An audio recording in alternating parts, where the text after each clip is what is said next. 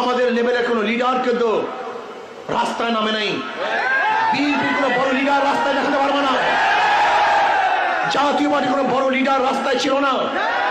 এমনকি জামাতের কোনো বড় লিডার রাস্তায় ছিল না। শিবিরের কোনো বড় লিডার রাস্তায় ছিল না। প্রকাশ্যে কেউ দেখাতে পারবে না। ইসলামী আন্দোলন বাংলাদেশের প্রত্যেকটা নেতা কর্মী জীবনের মায়া ত্যাগ করে রিস্ক নিয়ে রাস্তায় ঝাঁপিয়ে পড়ছিলাম।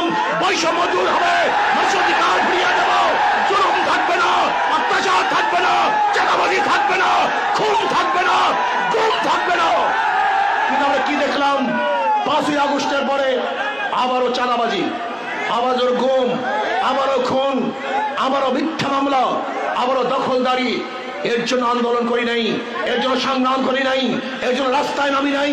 বাংলাদেশের প্রত্যেকটা মানুষকে নিরাপত্তা দেওয়ার জন্য, বৈষম্য দূর করার জন্যই আমরা আন্দোলন করেছি, সংগ্রাম করেছি।